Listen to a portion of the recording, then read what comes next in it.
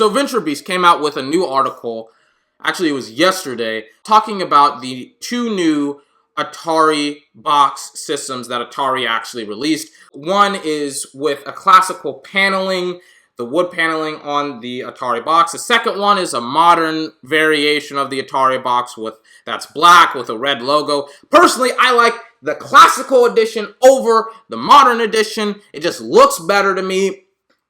But apparently Atari wants you to go on their social media pages and tell them specifically which one you prefer as the consumer. Now, before I get into the article, I want you to listen to this. First images of their Atari Box, a console that will play classic games and newer content. The system has an HDMI output, 4 USB inputs, and SD card slot, but there's no cartridge slot for the retro Atari games. The console comes in 2 color configurations, the throwback wood grain that I personally prefer, as well as black and red. Now, that was Naomi Kyle from IGN on the Daily Fix talking about the specs that we know of right now, what the Atari Box really can do. Now, the Atari Box, as she said, had 4 USB ports, an SD card slot, and an HDMI cable, and 4 USB cables. Where's the PC technologies? Where's the PC-based technology? Listen, I understand that the Atari Box may be a couple of months away, maybe a year away, maybe 2 years away. But I don't see the console, either variation, pick your poison. The classical paneling, the modern version, the modern variation of it, neither one looks like it was based off of PC technologies. The specs, the actual meat inside of the console, because it will be a console, could be based off of PC technologies.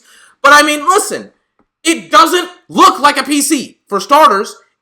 And in fact, it looks more like a console. I don't understand how Atari can say that our console is going to be based off of PC technologies when it looks like a console, right? But on to the article itself.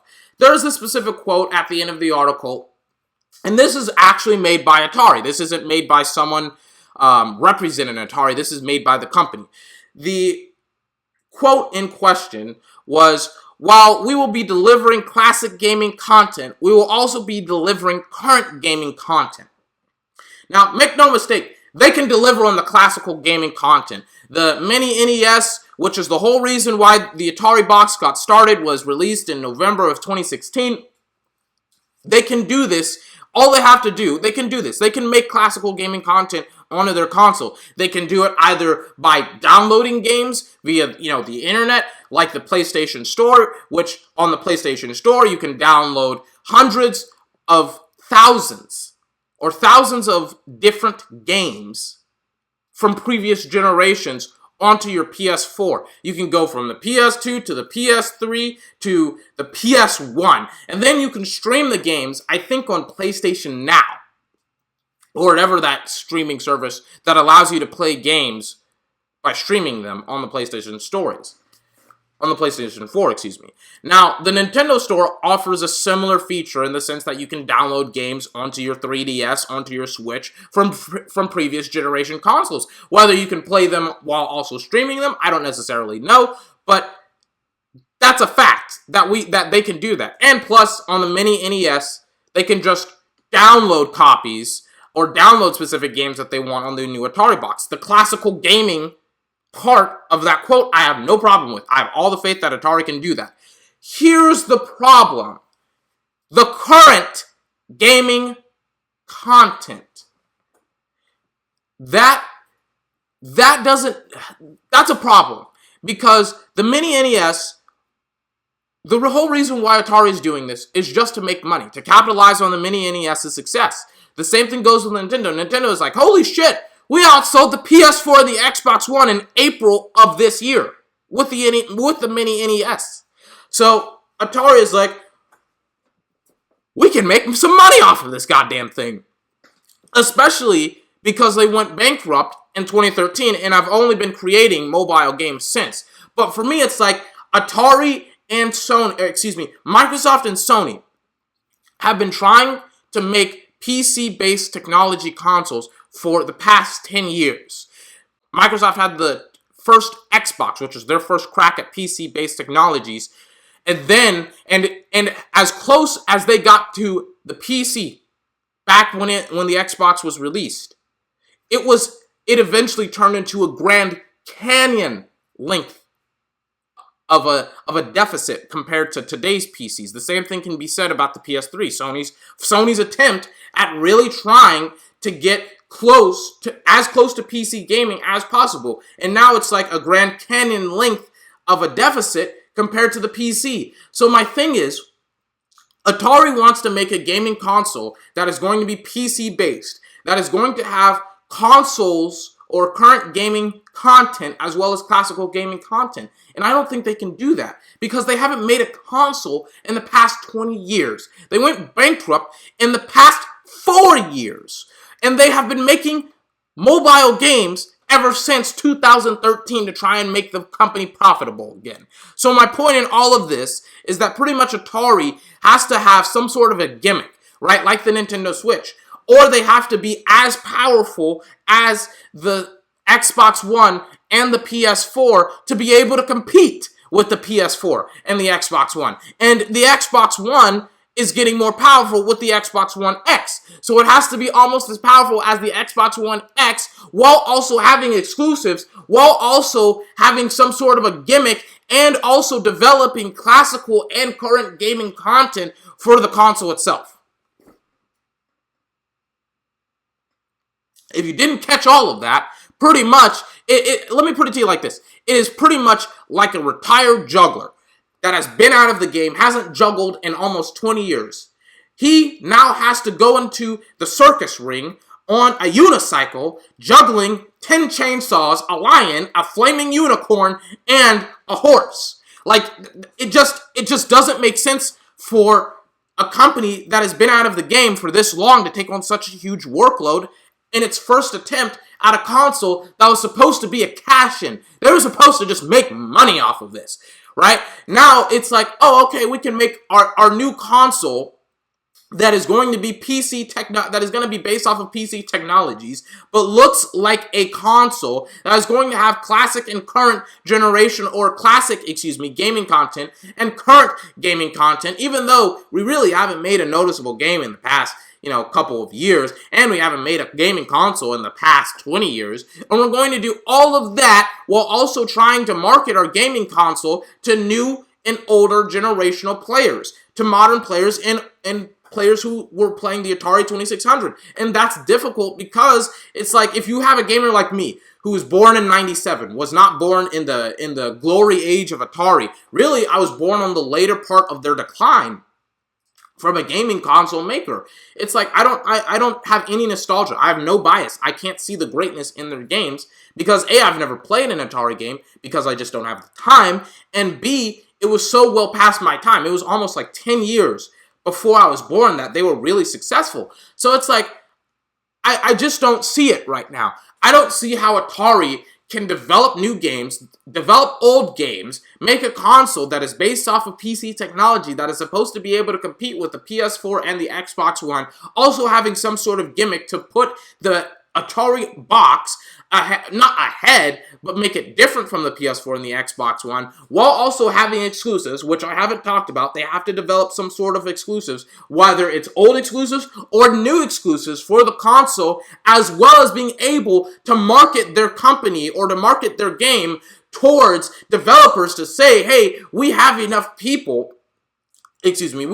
customers and consumers buying our console for you to make a valuable, or to make an investment into our console, to make a surefire investment. Oh, and by the way, they have to get new generational players like myself interested in the console. And right now, I don't have enough information to really be able to say this console is going to be great and this console is going to be garbage. I just don't have the information right now. And I don't think you have the information right now. And it's just simply put, Atari has given us very little information to go off of. But the information that I do have, the information that I can go off of, suggests that Atari is trying to juggle, is trying to come out of retirement from juggling, and trying to juggle like 10 chainsaws, a lion, a horse, and a unicorn. Like, it's just difficult.